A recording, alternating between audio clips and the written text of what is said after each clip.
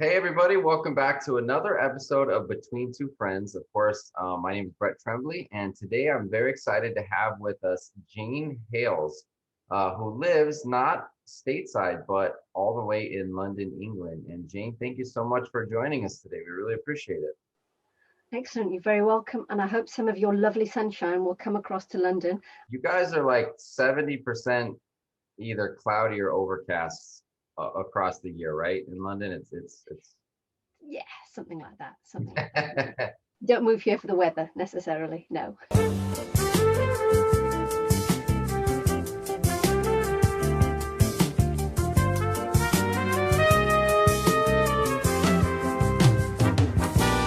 research can be so many different things. So tell us more about Sapio. You say sapio or sapio, however you prefer to say it. It's actually Latin for the word intelligence. And that's kind of the part that we try to get people to. So we three key areas we tend to deliver our services. So we do audience, brand, and content research. We are a full service market research agency. So the bit that we concentrate on is collecting the opinions from your customers, your potential customers, the kind of people that you want to influence. Because although you might be close to what's going on with a small base of people, you don't necessarily have the time or the resources to go out to the wider marketplace, your potential customers. So hence understanding who you're targeting, who you could be targeting, what their problems are, what they think of the brands, and then we do bits in markets which are often a more complex sell. But that's it, then where we do what we call content research. So hence the A, B, and the C. So yeah, going out there to find the story that helps raise the visibility of the brand. Give us some example of your clients because again, market research, what your customers are thinking or doing, like what does that mean? Because most people are just gonna use their own intuition, talk to clients or use Google, right? But if someone's coming to you, are they coming to you with specific needs? Like we're running up against a wall here and we need help. Getting hold of people that are similar to your ideal customers can be really difficult. So you have your customer database, but you want to keep that to yourself and you want to use it to market your own specific things. You don't always want to spend additional time or waste their energy asking a series of questions about potentially a new service that you're looking at to do, or understanding their particular pain points during the day from the wider audience. And so we have access to 150 million people in 50 countries. And so we're able to go out, profile the sort of people that you're looking for, and ask them the kind of questions that you'd love to be a fly on the wall to. So it can be, yeah, what are the problems? What are the issues? How do you buy this? Where do you go? Who's influencing you? If you were in the market to buy a certain product in the next couple of months, what are the sort of things that you would look for? Where would you go? And what do you think of my new colorway? That kind of thing. So it sort of depends what your problem is. We're here to support the business problems, the bit where you're just looking for that gap of information to be filled. You wanted about some examples of clients that we've worked with. The Legal 500, so the publishing house in the UK. We when I talk about doing audience, brand, and content research. So in the past, we've helped them as a magazine house, to understand their readers better and to ask them particular questions. I mean, many years ago, it was about digital trust and bringing things before the pandemic, of course, the going online, digital transformation, changing the businesses from a less manual way to the various new systems that they've got. So we've done surveys to help them understand the speed of change, the problems, the things that people would look for, the fears that they have in changing the way that they run their business. So that would be an example of what we call content research. And now is it mostly product based? So even with the magazine, for example, they're trying to figure out who to get as advertisers for their readers in terms of products to sell. In that case, they were looking at understanding their readers better. So they might use that information to help their advertisers understand who they're selling to. But to create a story. So often it's less tangible. It isn't necessarily a product or a service, but you are creating a story that will resonate with people that you want to influence, and that happens to be related to the particular brand that's sponsoring it or working with it. You're an award-winning, I guess, owner or co-founder of Sapio or Sapio. So tell us about that. What does that mean in your industry? well, it's great because it offers a great big pat on the back to the staff that have worked really hard, a great big pat on the back to the kind of processes that we're doing. And for us, they often seem quite straightforward every day. We do them all the time, but to have them recognized in terms of an award, the fact that what we're doing every day is of value to other people, that's fantastic. And yeah, the we had to reach out to clients to sort of get testimonials in terms of how we worked with them, what we did, what they thought of us.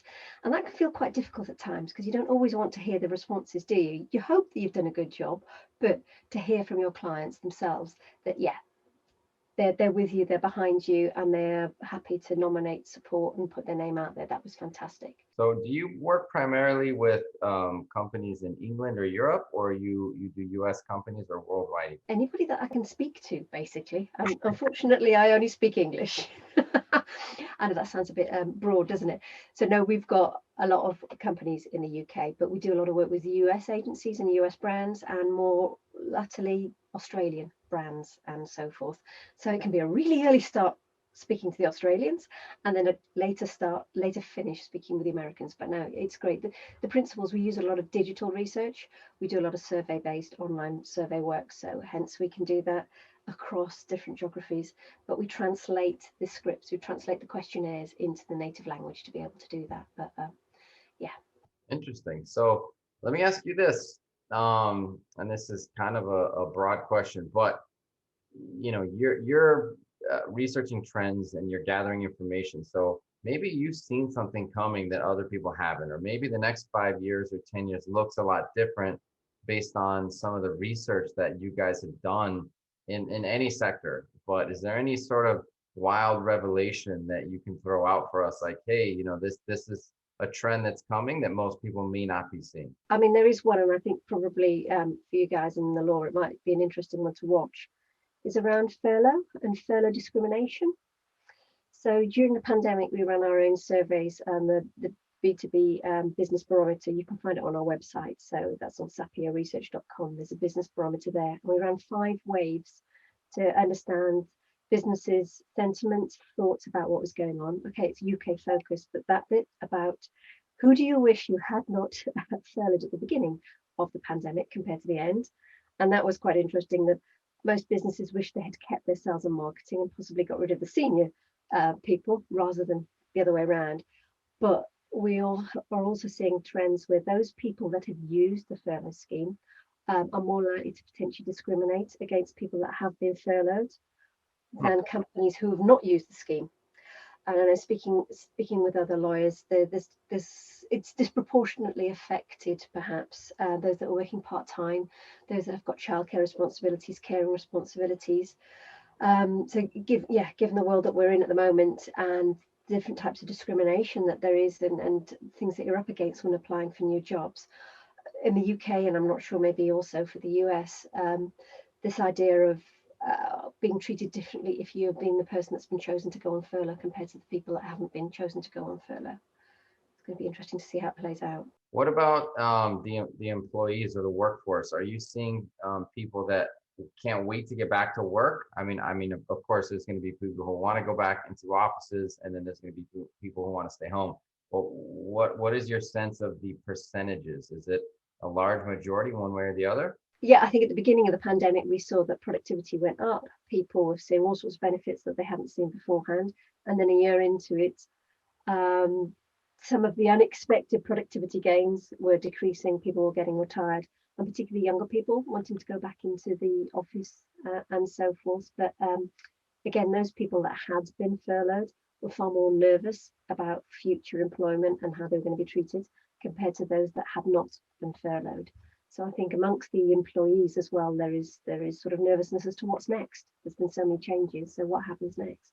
Yeah, that's interesting. I mean, what about commercial space? Have your research done anything to reveal maybe a change in commercial space? We had a look at that at the beginning, but I must admit we haven't done it more recently. But the figures in the first instance, as in the first couple of weeks of the UK lockdown, they weren't as negative as some of the other press were reporting in terms of people wanting to get rid of their real estate. I must admit, I don't have up-to-date figures at the moment, though. Well, Jane, we're running to the end of our time here. We like to keep these nice and short, but thank you so much for joining us. I really appreciate you giving us some knowledge. It's always nice to talk to people, as they say, across the pond and see what's going on in different parts of the world. How do people contact you if they're interested? Well, LinkedIn, that's a good place. That's I hang around a lot. The website, sapioresearch.com. We also have Twitter, Sapio Research, Facebook, and myself, Jane V. Hales, on Twitter as well. So yeah, reach out on any of those, and our phone numbers on the website as well. Excellent. Well, Jane Hales from Sapio Research, thank you so much for joining us today. Really appreciated your time. And, we're in a small entrepreneur world together, so I know we'll run into each other again. Until then, just keep up the good work. Thank you very much, and you. Best All of luck. right. Thank you so much, Jane. Take care.